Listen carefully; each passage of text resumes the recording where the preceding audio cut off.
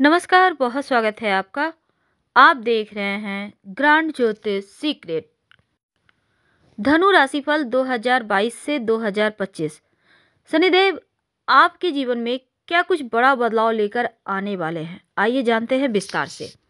तो धनु वालों, अभी चल रही है आपकी साढ़े साती का अंतिम चरण, और ये अंतिम चरण 29 अप्रैल 2022 को समाप्त होगी, लेकिन 12 जुलाई 2022 से एक बार फिर से शुरू हो जाएगी, क्योंकि शनिदेव वापस से मकर में वक्री होकर आएंगे और जनवरी 2023 तक आपकी साढ़े साती चलती रहेगी।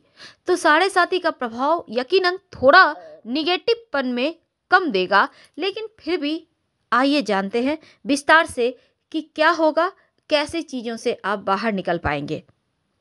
देखिए, साढ़े साती का ये जो अंतिम चरण है, इसको हम अस्त चरण भी कहते हैं, और इस समय शनिदेव चंद्र से दूसरे भाव में गोचर कर रहे हैं, जो आपके पर्सनल लाइफ और धन के मामलों में थोड़ी कठिनाइयाँ भी देता है। तो व्यक्तिगत और वित्तीय कठिनाइयों को दर्शाता है साढ़े साती का अंतिम चरण, यानी आपके खर्च भी करवाते हैं और आपका कहीं ना कहीं इस समय व्यक्तित्व में थोड़ी कमी आती है। पर साढ़े साती के जो अभी तक आपने दो मुश्किल चरणों को झेला है, जो आपने गुजारा है, यकीनन ये अंतिम चरण थोड़ी राहत तो दे ही रहा है। लेकिन जाते जाते शनिदेव करेंगे क्या? क्या बनाएंगे मालामाल? हाँ, कुछ मामलों में राहत जरूर मिलेगी। अभी तक जो आपके जीवन में टेंशन थी, अभी तक जो रिश्तों में परेशानियां थी, स्वास्थ्य में दिक्कतें थी, उसमें अब धीरे धीरे राहत मिलेगी। धीरे धीरे आपको लगेगा कि वो खुशियाँ लौट कर आ रही है। जो आपका टेंशन एक माथे पे हर समय सवार रहता था, वो थोड़ी कम हो रही है और आप खुश रहने लगे हैं। लेकिन फिर भी ये समय कुछ ऐसा है कि जैसे कोई बड़ा गलतफहमी ना हो जाए, कोई गलतफहमी के कारण धन की मुश्किलें ना परेशान करे। ये चीज़ें इस समय है, क्योंकि खर्चे भी बढ़े हुए हैं। अगर आप वर्तमान में खर्चों पर कंट्रोल नहीं करते हैं, तो आकस्मिक रूप से धन हानि ना हो जाए, चोरी ना हो जाए, ऐसी संभावनाएं भी बन रही हैं। इसलिए थोड़ा सा इनसे आपको बचना है। आप अपनी सोच को सकारात्मक रखिए, क्योंकि निगेटिविटी की तरफ बढ़ना आसान है, पर यहाँ पर आप फिर फंस जाएंगे। आपका उत्साह के साथ आपको परिस्थितियों का सामना करना चाहिए, लेकिन व्यक्तिगत और पारिवारिक जीवन पर भी ध्यान देना होगा, क्योंकि इस समय परेशानियां भी है। खासकर आपके पर्सनल लाइफ में छोटी मोटी टेंशन दिखती है, तो रिश्तों को संभाल कर रखें। जो विद्यार्थी हैं, पढ़ाई पर नकारात्मक प्रभाव दिख रहा है, तो आपको इन नकारात्मक चीज़ों से बाहर निकलना है। आप चाहते हैं कि अभी तक जो भी लेवल पर आप बरकरार थे, उसको आपको बरकरार रखना है, तो थोड़ा मेहनत तो करना होगा, भटकाव से बचना होगा। तो परिश्रम कीजिए, लापरवाही मत कीजिए और मोबाइल टेलीविज़न से थोड़ी दूरी बनाइए। इस समय देखिए, ये 2023 का जनवरी तक चीज़ें आपके पक्ष में आएंगी तो जरूर, पर धीरे धीरे विलंब से प्राप्त होगी। लेकिन एक बात याद रखिएगा, सोमवार के दिन वाहन सावधानी से चलाइएगा। सोमवार के दिन सफ़ेद कपड़े मत पहनिएगा। वाहन आपको बहुत सावधानी से चलाना है, और वैसे तो अन्य दिनों में भी चलाना है, लेकिन सोमवार के दिन ज़्यादा सावधानी रखें।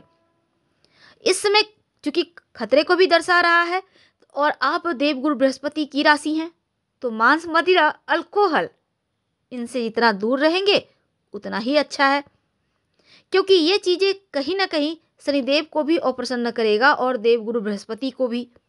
इसलिए समझदारी से काम लीजिए, और घरेलू और आर्थिक जीवन में जो भी परेशानियां आएंगी वो आप हल करने में सक्षम होंगे, लेकिन दो चार बातों का ध्यान रखना अति आवश्यक है। तो चलिए जानते हैं कि जनवरी के महीने में, खासकर 2022 का जो साल है, वो आपके लाइफ में क्या कुछ उतार चढ़ाव लाएगा ग्रहों की चाल के अनुसार।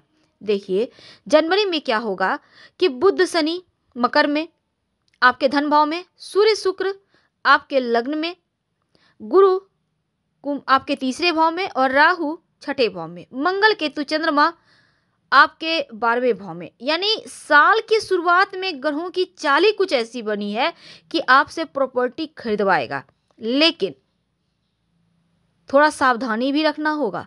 किसी पर भी भरोसा ना करें, वरना धोखा भी मिलेगा। संपत्ति प्रॉपर्टी खरीदने के योग तो है, पर धोखा खाने के योग है, इसलिए शांत रहें।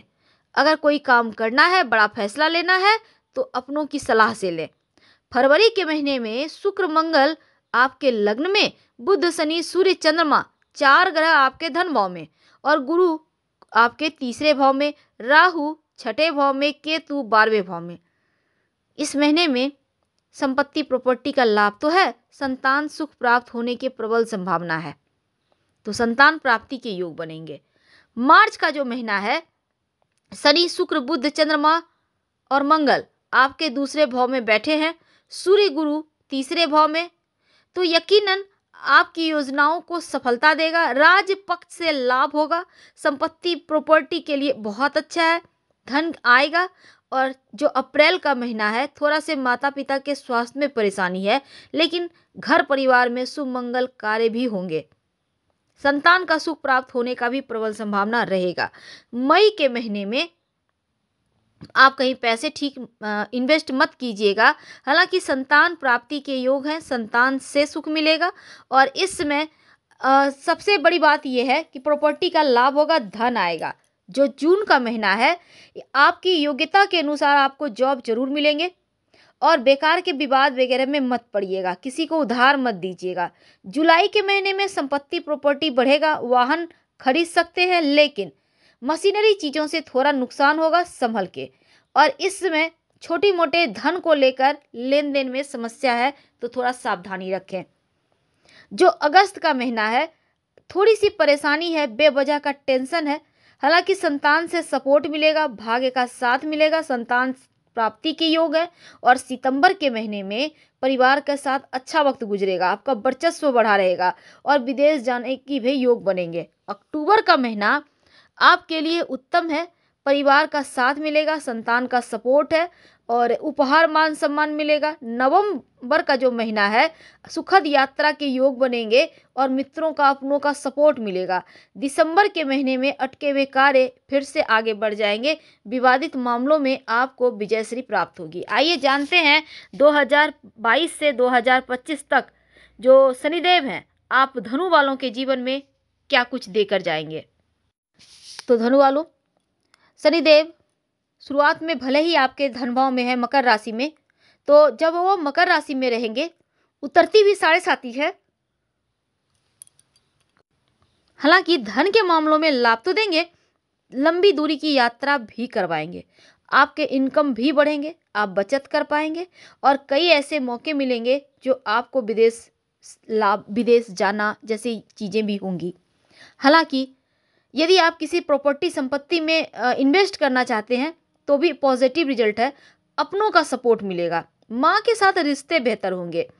अगर आप अकेले भी रहते हैं, सिंगल हैं, तो विवाह के अच्छे प्रस्ताव मिलेंगे और आपका विवाह तय, यानी कि अप्रैल 2022 तक जरूर हो जाएगा या विवाह होने की भी संभावना है।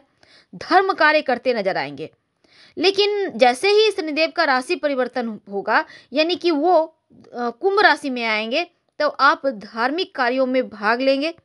ये वक्त ऐसा है कि विवाहित महिलाओं के लिए अच्छा है, खासकर जो धनु राशि की महिलाएं हैं, इसमें संतान प्राप्ति के प्रबल संभावना बनेगी, क्योंकि शनिदेव इस अवधि में आपके संतान भाव पर दृष्टि डालेंगे, तो आपके शौक बढ़ेंगे, आपकी रुचि बढ़ेगी, आप अपने मनपसंद व्यवसाय को कर सकेंगे। और अप्रैल के महीने में शनिदेव आपके दूसरे भाव में आएंगे, तो यकीनन आपको इस दौरान आकस्मिक लाभ भी दिलवाएंगे, आकस्मिक रूप से आर्थिक उन्नति भी करवाएंगे। और अगर विद्यार्थी हैं, कोई शोध कार्य में लगे हुए हैं, तो आपके प्रयास से आपको पॉजिटिव रिजल्ट भी मिलेंगे।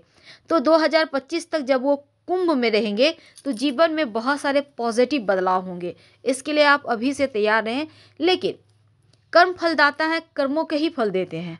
तो आपको हमने कहा कि लहसुन प्याज नहीं खाना है, मांस मदिरा नहीं खाना है, वरना आप परेशानी में पड़ेंगे, इनको छोड़ दीजिए। रोज शाम में कम से कम जनवरी 2023 तक ओम संग शनिचराय नमः का जप कीजिए 5 बार, 11 बार, 21 बार, 108 बार, आपकी मर्जी है। और शनिवार के दिन गरीब व्यक्तियों में खाने पीने की वस्तु जरूर वितरित करें। हम आपसे फिर मिलेंगे, फिलहाल विदा लेते हैं।